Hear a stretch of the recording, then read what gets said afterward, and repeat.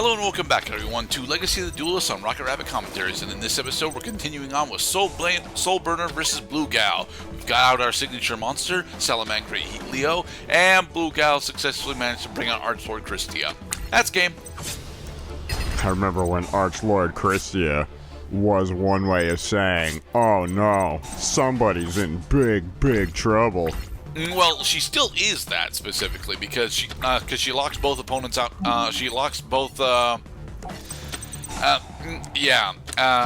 She locks both players out of being able to special summon so long as she's on the field. So yeah, she effectively just wins the game on her own most times. Relying on normal summons. What am I, a peasant? Falco effect in order to grab Sanctuary. And then we can activate Sanctuary. But there's no real reason to because we don't have to link monsters out.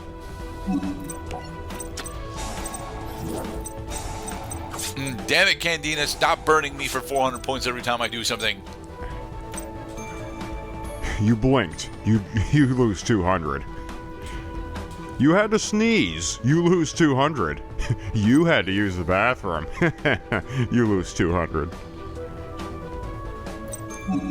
Alright, so we bring out Jack Jaguar, and then we end. And then we end our turn. Yeah, we're dead. Yeah. Terraforming in order to grab another light stage. Oh, I thought she was going to put another light stage on the field. No, she doesn't need to. She just has game here, so.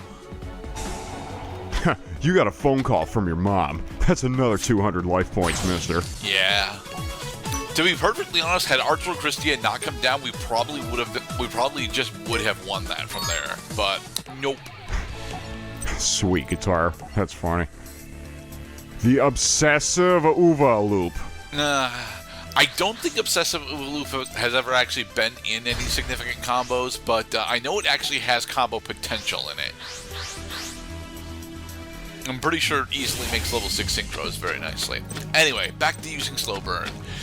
Soulburner's primary deck of Salamangreat is, as I've mentioned already, extremely powerful. But at this point, I still am not actually entirely certain how I'm supposed to actually, win with it.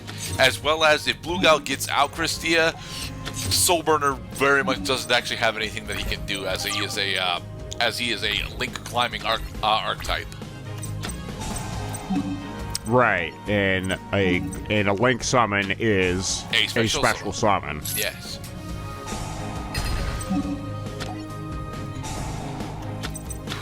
Alright, so she normals Candina. Candina effect in order to grab Lilybell, right? Yep, Lilybell. Special summon Lilybell? Nope, okay. Good. Put lots of cards in your hand. So that I may burn you for 2,000. Des Koala is pleased. Munch. Trickstar Reincarnation, one of the literal best trap cards ever printed. Thankfully, it didn't actually screw us over too much this time. We just lost our ability to inflict battle damage this turn. Well, I mean, we lost Fissure. We could have used Fissure. We had Breaker the Magical Warrior as well, Mr. Cloud. Yeah, what we have now are two Marshmallows. Alright, so she goes into Holly Angel. Reincarnation effect. Holly Jolly Angel. It's a link monster on the field. And every time a Trickstar monster inflicts burn damage, Holly Angel gets an additional 200 attack points.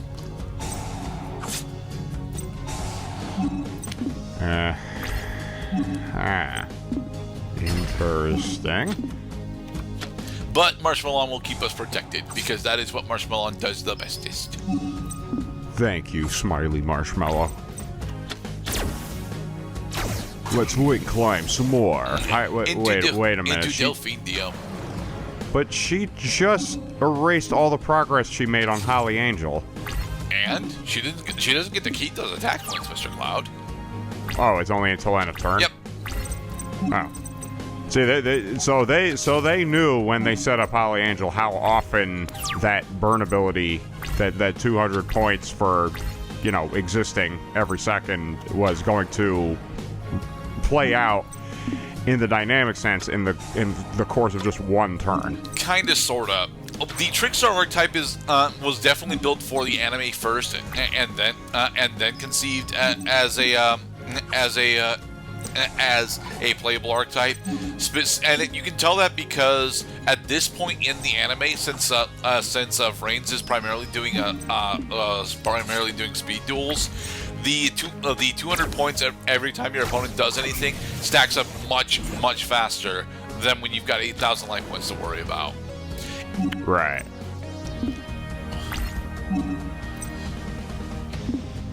Okay. You got to consider, you know, 200 points from 8,000 is not a big deal. 200 points from 4,000, well, that's 1/20th of your life points right there.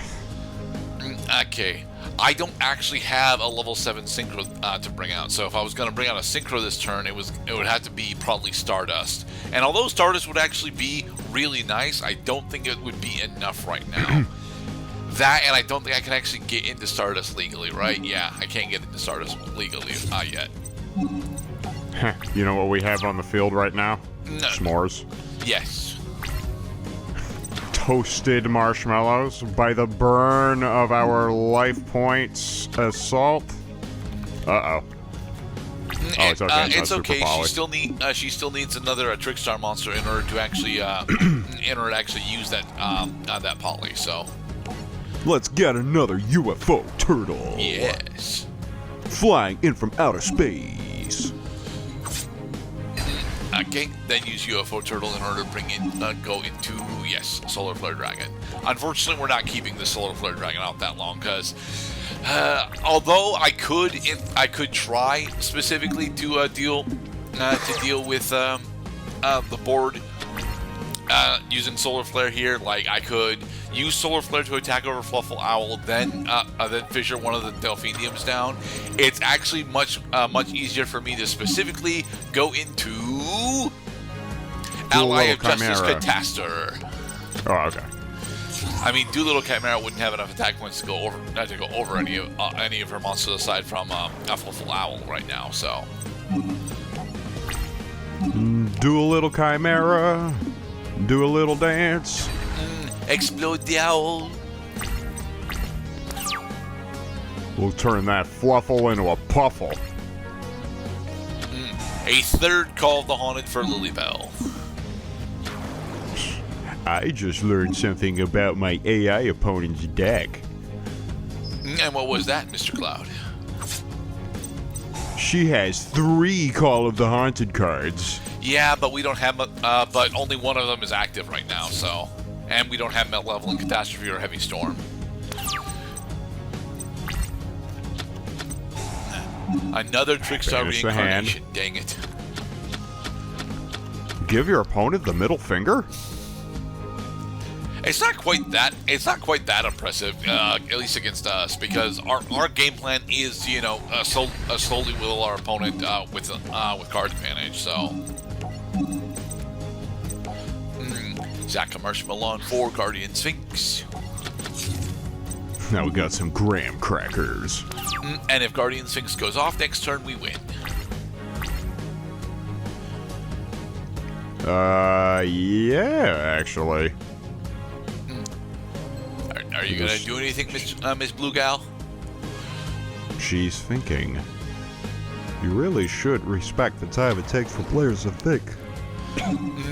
So she normal summons Nova Summoner, then goes into Holly Angel. Okay.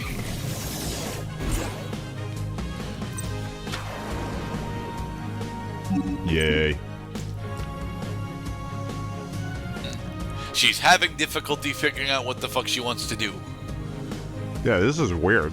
It's not that weird. It does happen on rare occasion. It happens actually a lot when we're fighting against Soulburner because the Salamangreat lines are extremely long. Behold, Trickstar Band Sweet Guitar. Hello, Daddy. Hello, Mom. Cherry bomb. All right, so Lilybell.